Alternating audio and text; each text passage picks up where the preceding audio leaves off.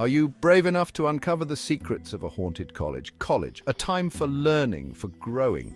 But some lessons are better left untaught. This is a story about one such lesson, about a place where the woods held secrets, where the silence whispered, and where the dead refused to stay buried. My college was different, isolated, surrounded by miles of thick, unforgiving woods. 30 minutes to the nearest town, twisting roads and towering trees that seemed to watch your every move. We were young, full of that restless energy that only youth can possess.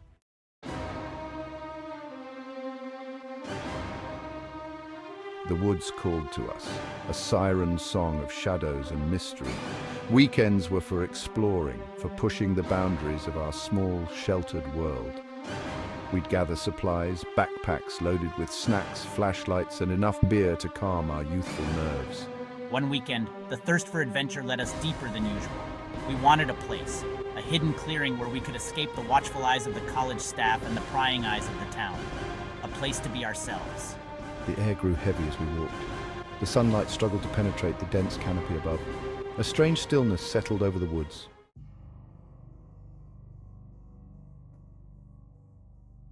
We stumbled upon it, almost by accident, a small clearing shrouded in an unnatural silence. And in the center, a sight that stopped us in our tracks, a lone grave, a weathered headstone, barely visible beneath years of moss and decay. Curiosity warred with apprehension. We were drawn to it, like moths to a flame, drawn to the mystery of who lay beneath the cold earth, drawn to the forbidden. One of us, emboldened by liquid courage, suggested we open it. Just like in the movies, he'd said. Just a peek. What harm could it do? The wind picked up as we approached the grave. Whispers seemed to dance on the breeze, cold, unintelligible whispers that sent shivers down our spines. We felt it then, the presence. Something was watching us.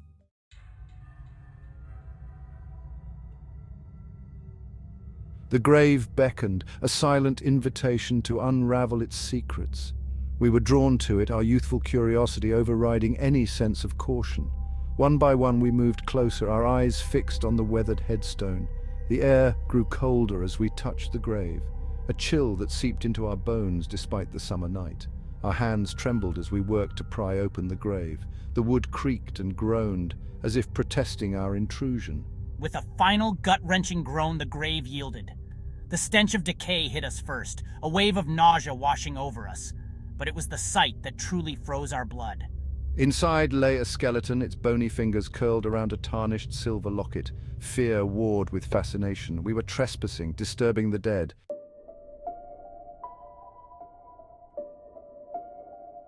We told ourselves it was the alcohol, the beer that loosened our inhibitions, that dulled the edges of our fear. We laughed. Nervous laughter that echoed through the silent woods, a feeble attempt to break the tension that hung thick in the air.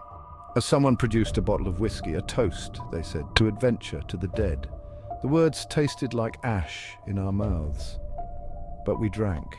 We drank to forget the cold, to forget the fear, to forget the skeletal hand that seemed to reach out from the grave. The woods came alive around us. The wind howled through the trees, whipping branches against each other like skeletal fingers. Shadows danced in the flickering firelight, taking on menacing shapes.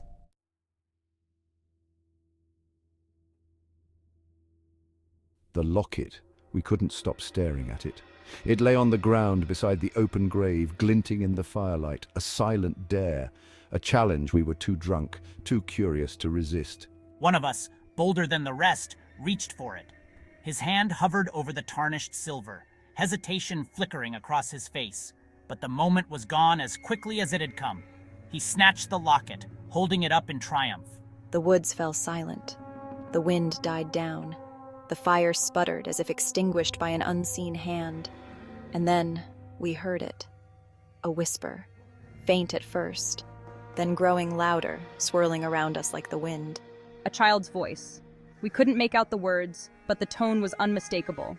Angry, accusing, vengeful. Panic surged through us, cold and sharp. We scrambled to our feet, knocking over the fire, plunging the clearing into darkness. The locket slipped from our grasp, disappearing into the undergrowth. We didn't search for it. We knew we had unleashed something evil.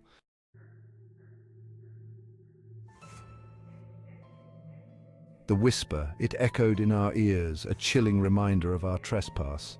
Panic seized us. We ran. Blinded by fear, we stumbled through the darkness, branches whipping at our faces, our laughter replaced by ragged gasps for air. The woods seemed to close in around us, the trees twisting into grotesque shapes, their shadows reaching out like grasping claws. The air grew thick with the scent of decay, choking us, suffocating us.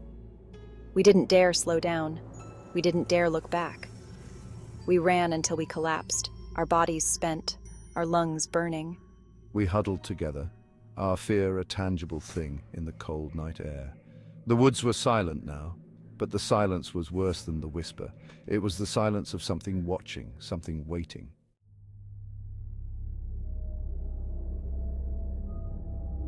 Exhaustion claimed us, dragging us down into a restless sleep. Sleep that offered no escape from the terror that clung to us like a shroud. The woods invaded our dreams, twisting them into nightmares. Nightmares of whispering voices, of skeletal hands reaching out from the darkness, of a little girl with eyes as cold as ice. I woke with a start, my heart pounding against my ribs, the taste of fear thick in my mouth. The woods were silent, the first rays of dawn filtering through the trees, but the terror lingered, a cold fist squeezing my insides. My friends. They were huddled nearby, their faces pale, their eyes wide with a terror that mirrored my own. We didn't speak. We didn't need to.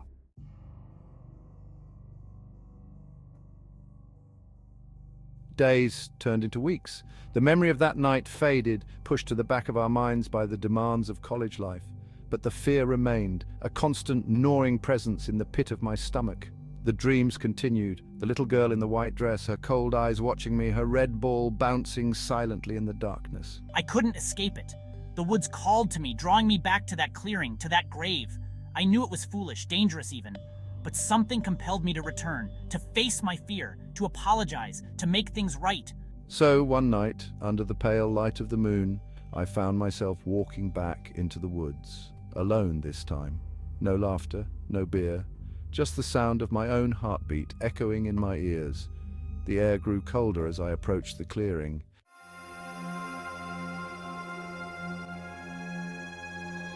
The clearing, bathed in moonlight, it seemed both familiar and alien. The grave lay before me, a stark reminder of my transgression. The headstone, once obscured by moss, now seemed to gleam in the darkness, the name etched upon it clearly visible. Eleanor, beloved daughter. Ryan.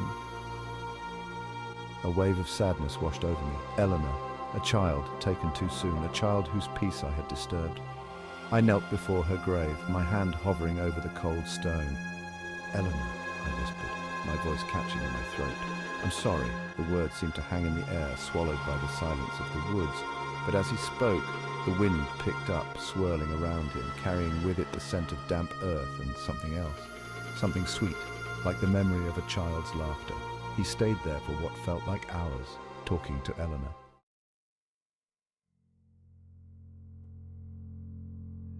As the moon climbed higher in the sky, Ryan started to feel a presence beside him. It wasn't a menacing presence, it felt small, lost. He closed his eyes, bracing himself for the fear that always accompanied thoughts of the little girl. Ryan. The whisper came again. This time it was clearer, closer. Little girl. He took it, the voice whispered, filled with sadness. He took my ball. He said he just wanted to see it, but he never gave it back. Ryan. The word struck me like a physical blow. He? Who was she talking about? And what did she mean about a ball, little girl? The red ball. It was my favorite. He promised he'd give it back, but he lied.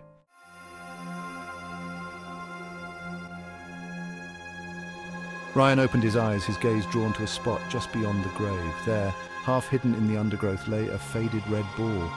It was old, the leather cracked and worn, but even in the dim moonlight he could see that it had once been loved. Ryan, the locket. Eleanor's locket. Could it be that the locket was never the object of her anger? Could it be that all she wanted was the return of her lost toy? The thought sent a shiver down his spine. It seemed so trivial, so human. He reached for the ball, his fingers brushing against its worn surface. As he did, the wind picked up again, swirling around him, carrying with it the faintest hint of laughter. This time the laughter wasn't menacing, it was filled with a childlike joy that brought a lump to his throat. Ryan. I held the ball tightly in my hand, feeling its weight, its history.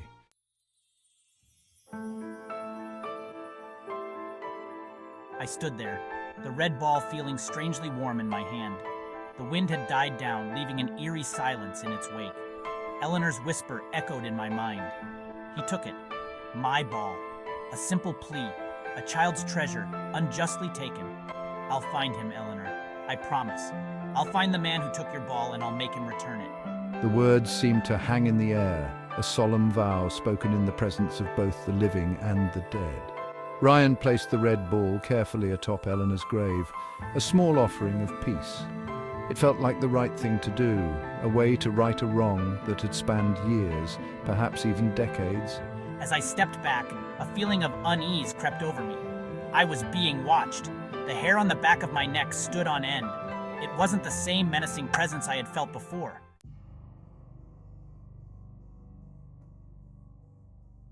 I slowly turned, my heart pounding against my ribs. At the edge of the clearing, partially obscured by the shadows of the trees, stood a figure, a small figure in a white dress. The moonlight caught her face, illuminating it for a fleeting moment. It was her, the girl from my dreams, Eleanor, but her face. It wasn't filled with the anger and resentment I had expected.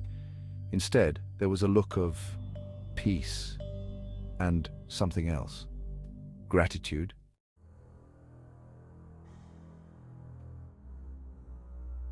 The silence of the woods pressed in around me, heavy and suffocating. I could no longer shake the feeling that I was not alone. Every rustle of leaves, every snap of a twig sent shivers down my spine.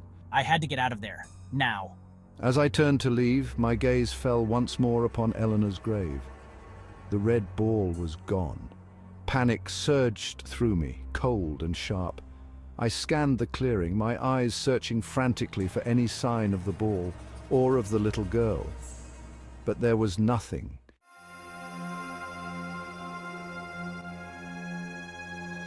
The woods went silent. The whispers ceased. Eleanor was gone. But her memory lingered, a spectre haunting the edges of my thoughts. The red ball, a symbol of childhood innocence, had vanished once more, taken perhaps to a place beyond my understanding. I returned to college a changed person. The carefree laughter of my youth felt forced, a hollow echo of a time when the woods held only the promise of adventure, not the weight of spectral encounters. My friends avoided talking about that night. We had shared an experience that defied explanation, a secret that bound us together in fear and uncertainty. Sleep offered no escape. The little girl in the white dress continued to haunt my dreams. Her eyes, once filled with accusation, now held a haunting sadness. The red ball bounced silently in the background, a constant reminder of the mystery that lingered. My promise to find the man who took her ball gnawed at me. Who was he? And why had he taken something so precious from a child, even in death? The questions circled in my mind, fueling a growing obsession.